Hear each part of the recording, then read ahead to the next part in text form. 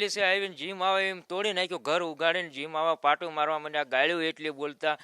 જે જાણે આતંકવાદી હોય એને ઘોડે ગામમાં બે ગેરવર્તન કરતા, જાણે આતંકવાદી કેમ હોય એની ઘોડે ગેરવર્તન કરતા બધી તોડફોડ કર્યું. અને જેના ઘેરે કાઢીને બિચારા નિર્દોષ માણસને જે બહાર નીકળ્યા નહોતા એને નિર્દોષ માણસને માર્યા, ખરાખંડના મારીને માથા ફોડી નાખ્યા, કોકના ટાંગામાં માર્યા.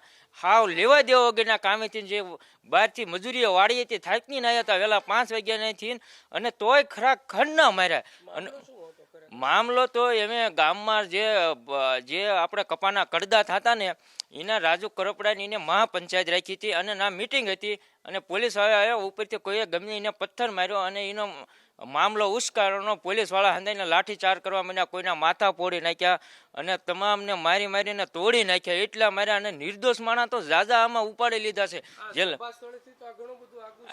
સભા સ્થળથી તો આ લગભગ 500 ફૂટ જેવું આગું છે ના. એને આવડાને કોઈ લેવા દેવા નથી. અને 30 વર્ષથી મારા કાકા નથી, તોય મારા કાકી એકલા કામ કરી અને ગુજાન ચલાવે છે, તો એના ઘરે આવીને હંધુ તોડી ફોડી નાખ્યું આવડા લોકોએ. નુકસાન બાથરૂમ તોડ નાખ્યા, ગોળા ફોડ નાખ્યા, ગેસનો ચૂલો ઊંધો નાખી દીધો, બધું. અને જે આવે એ ઢોળી નાખ્યું. અને તોય તે પોલીસવાળા કે બહાર નીકળો અને જીમ આવે મેન કરતા. બાયુને નાના છોકરાને જે ભણવા જતા એને 15 વર્ષ છોકરાને બધાને ગાળ્યું દેતા અને મારતા હતા.